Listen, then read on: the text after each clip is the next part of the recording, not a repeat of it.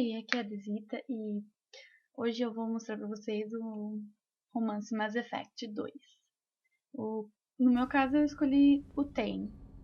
Na verdade eu tinha escolhido o Jacob, só que aí eu fui pesquisar um pouquinho na internet e acabei descobrindo que no terceiro jogo ele basicamente trai a Shepard. Então eu decidi dar um pé na bunda do Jacob e tentar um romance com o Thane, porque ele era muito mais fofinho e ia me esperar no terceiro, então eu achei mais legal começar um romance com ele. Então a gente vai ver basicamente todo o romance da Shepard com o Thane, excetuando o comecinho, que é os primeiros diálogos que os dois têm. Eu comecei a gravar e tem no vídeo a partir do momento que ela pega e fala pra ele que a amizade é um bom começo, mas ela deixa a entender que não é só isso que ela quer. Então é a partir desse momento que vai ter no vídeo, tá?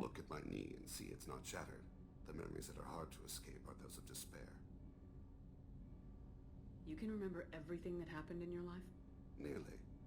I expect if we remembered the birth trauma, we'd never recover from it. You can relive every assassination you've ever made? In perfect detail. Every mistake I made.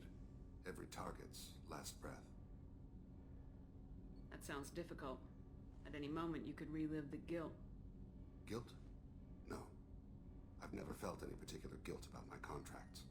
My employers killed them. My body was only the tool they used. If you kill a man with your gun, do you hold the gun responsible? Pra ser bem sincero, eu achei meio estranha a forma como o Thane encara o fato dele ter sido um assassino por muito tempo, né? É como se ele tirasse a culpa de todas as mortes de cima dele e colocasse em quem contratar e quem contratou ele, né? Então é uma filosofia muito fácil, né? Como se ele não tivesse responsabilidade pelo corpo dele. Tirando isso, ele é bem legal. If my reflexes caused me to draw and fire when I saw your gun come up, I would be innocent. Humans often believe in a soul distinct from the body. A spirit responsible for moral reasoning that lives on after the body's death. Our belief is just a bit more literal. The last time we talked, you remembered one of your assassinations. Something about sunset-colored eyes? That time. Laser dot trembles on the skull. Spice on the spring wind. Sunset eyes, defiant in the scope.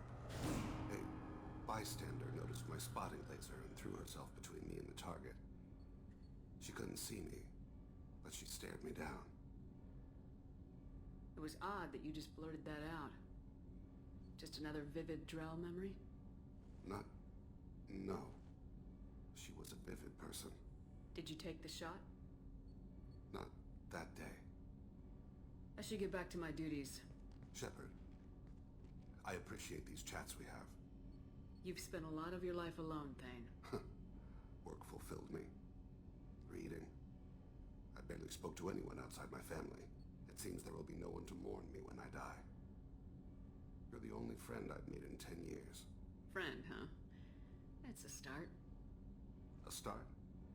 That's intriguing. I will always be here to talk. Something.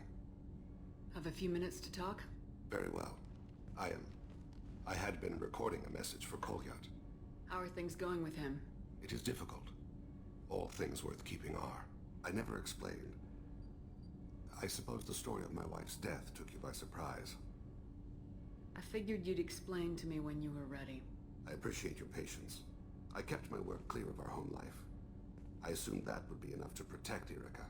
That memory I mentioned before. Laser dot trembles on the target's skull. The smell of spice on the spring wind. Sunset eyes defiant in the scope. That was Erica.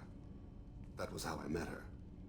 She saw my targeting laser as she walked by and threw herself in the way.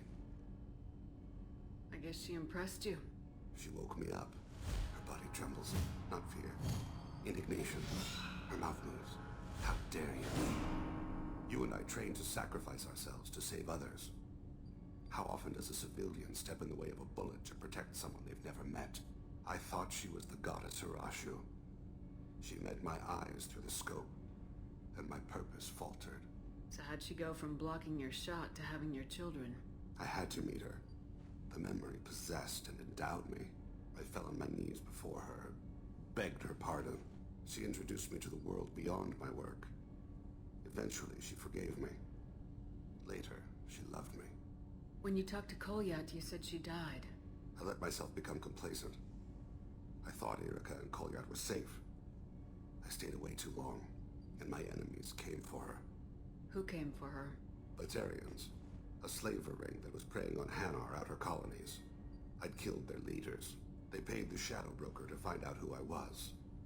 But they were afraid of me, so they went after her. You told Kolyat that you hunted her killers down. Erica woke me up.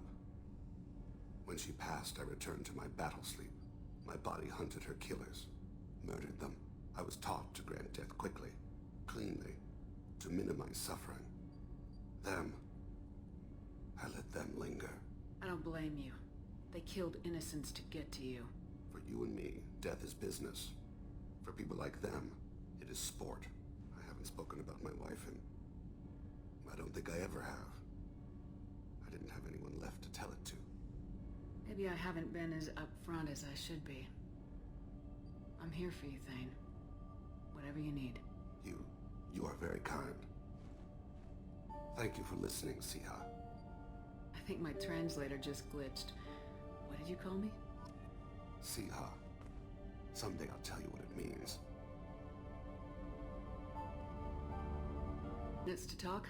Of course, Shepard. Join me. I've been thinking about you. And I, you. Will you hear my confession, Siha? Last time we talked like this, you said you'd explain what Siha means. I need to explain myself to you first. When I married Erica, the Hanar let me leave their service to raise a family, but I had no other skills, so I freelanced.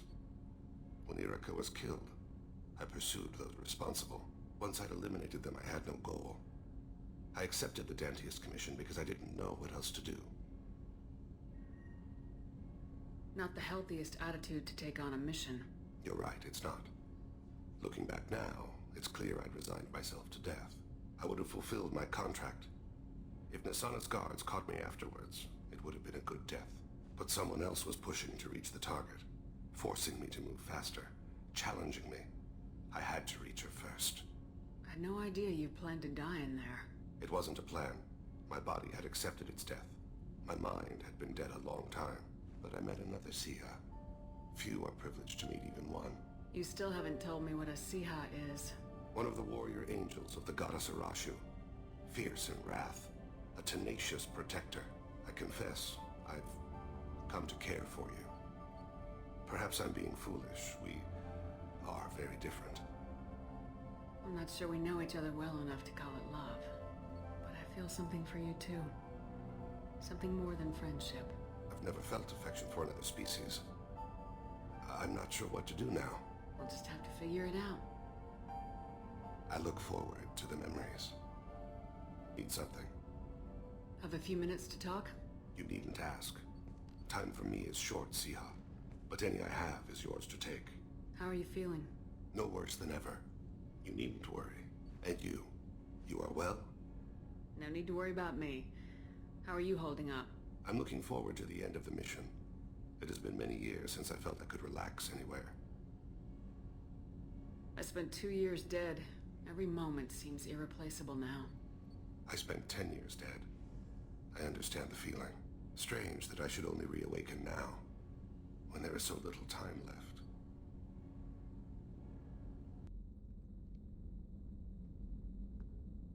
Thane. Siha, I have known I will die for many years. I've tried to leave the galaxy better than I found it. You've helped me achieve more than I thought possible. We've righted many wrongs. I've spoken to my son. I should be at peace on the eve of battle. Stop. Don't give me a speech. I'm ashamed.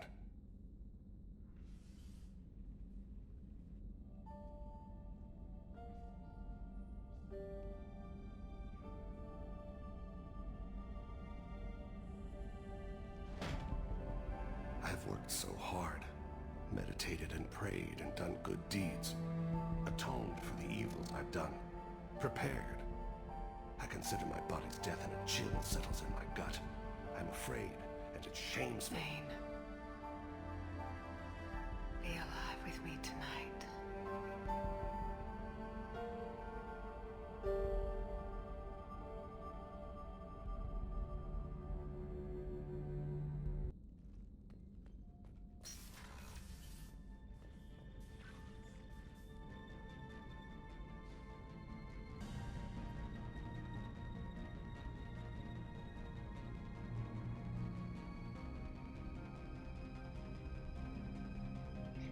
E esse é o romance Shepard e Thane do Mass Effect 2. Espero que tenham achado legal, que, enfim, tenham gostado. Valeu aí, gente, por assistir.